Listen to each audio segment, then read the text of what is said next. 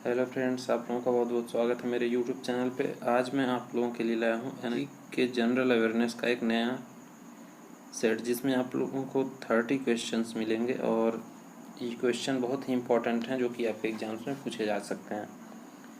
तो question number 1 से शुरू करते हैं। भाषाई आधार पर राज्यों के पुनर्गठन की मांगों का अध्ययन करने के लिए 1948 में भारतीय राष्ट्रीय कांग्रेस द्वारा एक समिति का गठन किया गया था।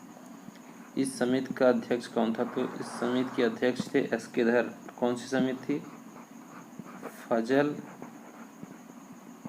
अली समिति। ठीक है, ये भी याद रखिएगा कौन सी समिति थी और उसके अध्यक्ष कौन थे। तो फजल अली समिति ये बनी थी जिसके अध्यक्ष थे एस.के. धर। Next question,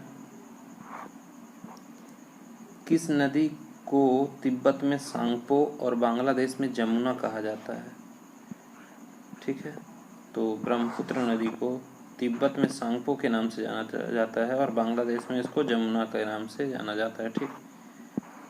question number 3, Bharat के संविधान की दूसरी अनुसूची के भाग ई में निम्नलिखित में से किस अधिकारी के वेतन परिलब्धियां का उल्लेख है?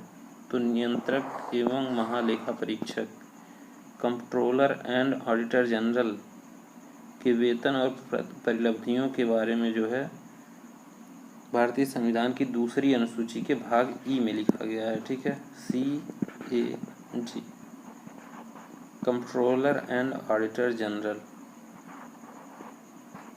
Next question, dendrology is the study of. Dendrology study of क्या है? वुडी प्लांट, काष्ठी पेड़ों का। काष्ठी पेड़ों का अध्ययन जो होता है, अध्ययन, उसको हम कहते हैं क्या? डेंड्रोलॉजी। ठीक है। Next question 5, governor general Canning ने निर्णय लिया कि डैश अंतिम मुगल शासक होगा और उसकी मृत्यु के बाद से कोई भी वंशज राजाओं के रूप में मान्य नहीं होंगे। ठीक है, बहादुर शाह जफर। और बहादुर शाह जफर को ये भी क्वेश्चन पूछा जाता है कि अंग्रेजों ने किसको रंगून भेजा? तो बहादुर शाह जफर को ही रंगून भेजा था। और रंगून कहाँ पे है? म्यांमार में है। ठीक है। नेक्स्ट क्वेश्चन, मानव पाचन तंत्र में इनमें से कौन सा एंजाइम प्रोटीन को प्रोटियोज और पेप्टोन में परिवर्तित करता है? तो ये होता है पेप्सिन। पेप्सिन एंजाइम जो है प्रोटियोज को पेप्टोन में परिवर्तित कर देता है। तो करेक्ट ऑप्शन आपका हो जाएगा 3rd। नेक्स्ट क्वेश्चन, निम्नलिखित में से किस कंपनी ने कोना नामक एक विद्युत बहुउपयोगी वाहन SUV प्रस्तुत किया है? तो ये हुंडई जो कंपनी है इसने प्रस्तुत किया है। ठीक है। निम्नलिखित हस्तियों में से कौन प्रार्थना समाज से संबद्ध नहीं थे? तो प्रार्थना समाज, आत्माराम पांडुरंग, R.G. भंडारकर, M.G. रानाडे, ये तीनों लोग संबंधित थे। ईश्वर चंद्र विद्यासागर जो थे ये प्रार्थना समाज से संबंधित नहीं थे। घातक रोग एनीमिया डैश की कमी के कारण होने वाली बीमारी है। तो ये विटामिन B12 की कमी से कौन सी रोग हो जाती है? एनीमिया हो जाती है। ठीक है, करेक्ट ऑप्शन आपका हो जाएगा 3rd। क्वेश्चन नंबर 11, भारतीय संविधान की प्रस्तावना में 3 प्रकार के न्याय का उल्लेख किया गया है, इनमें से कौन सा शामिल नहीं है? ठीक है, तो सांस्कृतिक न्याय जो है ये शामिल नहीं है, वहाँ पे सामाजिक न्याय, राजनीतिक न्याय और आर्थिक न्याय है। ठीक है, सांस्कृतिक न्याय की चर्चा नहीं की गई है।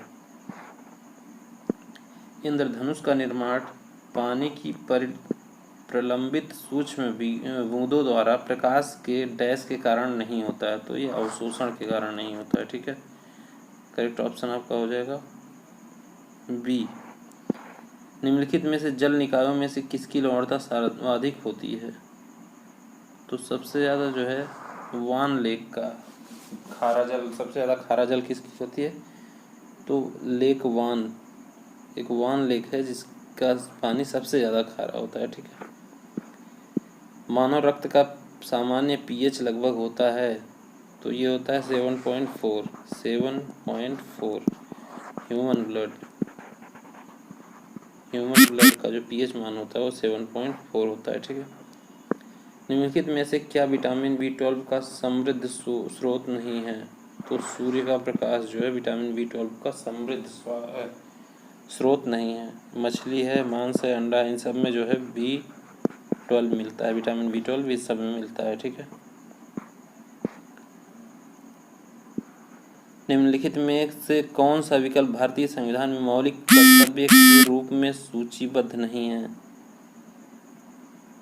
तो इसमें जो है यातायात के नियम का पालन करना जो है मौलिक कर्तव्य में शामिल नहीं है। बाकी प्राकृतिक पर्यावरण की रक्षा एवं उसमें सुधार करना, सार्वजनिक संपत्ति की सुरक्षा करना, वैज्ञानिक सोच विकसित करना, ये तीनों जो है भारतीय संविधान के मौलिक कर्तव्य में हैं। निम्नलिखित में से किस शासक ने सार्वजनिक स्थलों पर अपनी राजज्ञाएं स्थापित करवाई थी? तो ये था अशोक। इसने सार्वजनिक स्थलों पे अपनी राजज्ञाएं जो है स्थापित करवाई थी, मतलब पत्थर पे उसने क्या लिखवा दिया था, राजज्ञा। ठीक है, जो भी आदेश होता है उसको पत्थर से शिलालेख पे लिखवा देता है। ठीक है, केओलिनाइट इनमें से किसका अयस्क है? केओलिनाइट जो है एल्युमिनियम का अयस्क है। करेक्ट ऑप्शन आपका हो जाएगा 3rd। नेक्स्ट क्वेश्चन, मनुष्य के आमाशयी ग्रंथियों से स्रावित होने वाला वह कौन सा अम्ल है जो भोजन के पाचन में मदद करता है? तो HCl जो है आमाशयी ग्रंथियों से स्रावित होता है और भोजन के पचने में सहायक होता है। करेक्ट ऑप्शन आपका हो जाएगा D। डैश रक्त में सर्वाधिक प्रचुर मात्रा में पाए जाने वाली कणिकाएं हैं? तो एरिथ्रोसाइट जो है रक्त में सर्वाधिक प्रचुर मात्रा में जो है पाई जाती है, एरिथ्रोसाइट। ठीक है,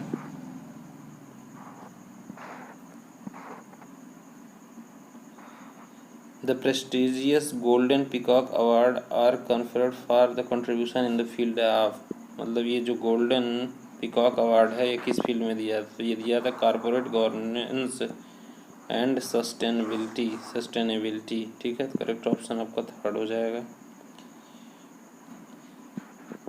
1952 में भारत में निम्नलिखित में से कौन सा स्तनधारी पशु विलुप्त घोषित किया गया था?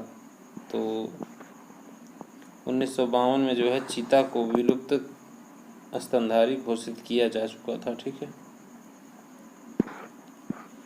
सिरका यह किसका एक जलीय विलयन है? सिरका जो है एसिटिक एसिड, एसिटिक एसिड प्रचुर मात्रा में सिरका में पाया जाता है। ठीक है, यदि कोई समुद्र तट मंगलवार को सुबह 5 बजे ज्वार से प्रभावित होता है तो यहाँ सामान्यतः किस समय अगला ज्वार आएगा? तो ये मंगलवार शाम को 5:25 पे आएगा। ठीक है, निम्नलिखित में से कौन सी खरपतवार सामान्यतः गाजर घास या कांग्रेस घास के नाम से जानी जाती है? तो पार्थेनियम जो है गाजर घास के नाम से जानी जाती है, पार्थेनियम घास।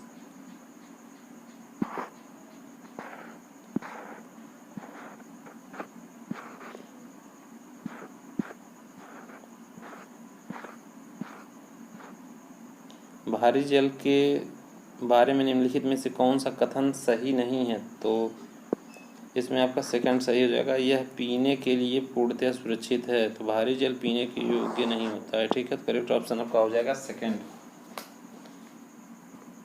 नेक्स्ट क्वेश्चन, भारत के राष्ट्रपति के रूप में इनमें से किसका कार्यकाल सबसे छोटा था? ठीक है, तो ये थे डॉक्टर जाकिर हुसैन, इनका कार्यकाल सबसे छोटा था।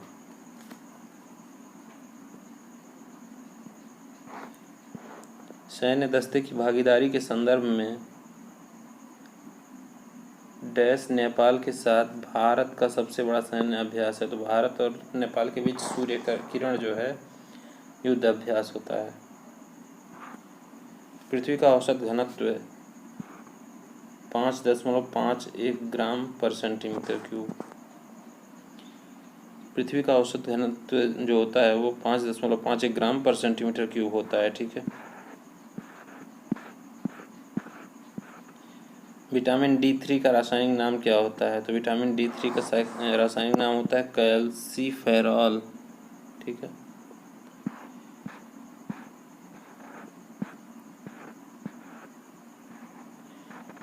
अपने शासनकाल के शुरुआती वर्षों के दौरान अकबर का शासन वास्तव में उनके डैश नामक द्वारा सा चलाया जाता था, तो बैरम खां को द्वारा चलाया जाता था। ठीक है, जो अकबर बहुत छोटा था या फिर उसे जानकारी नहीं थी, तो उसका राजपाट जो है कौन चलाता था? बैरम खान चलाता था।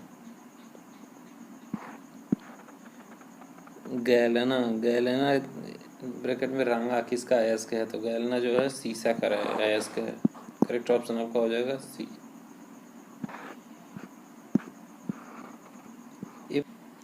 Next question number, if a file name has a default suffix .xls what will be the content of the file? तो ये होगा ए स्प्रेडशीट।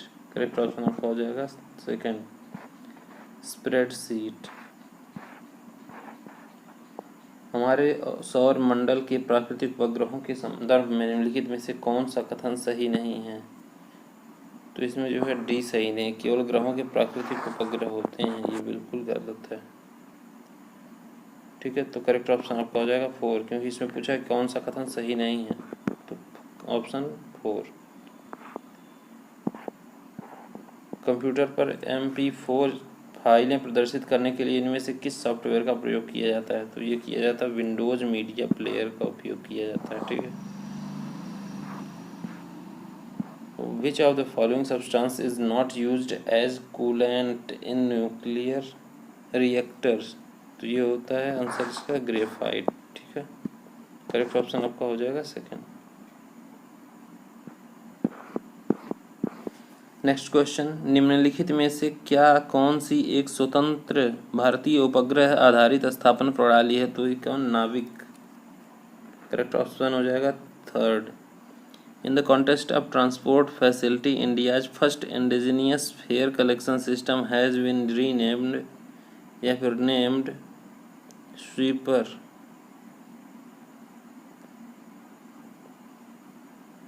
करेक्ट ऑप्शन हो जाएगा आपका 3। निम्नलिखित में से क्या तांबे का अयस्क नहीं है? तो इसमें जो है अर्जेंटाइड तांबे का अयस्क नहीं है। मानव शरीर में विटामिन डैश की कमी से नेत्र प्रदाह हो सकता है, तो ये विटामिन ए की कमी से, आप लोग याद रखिए, विटामिन ए की कमी से सारे जो है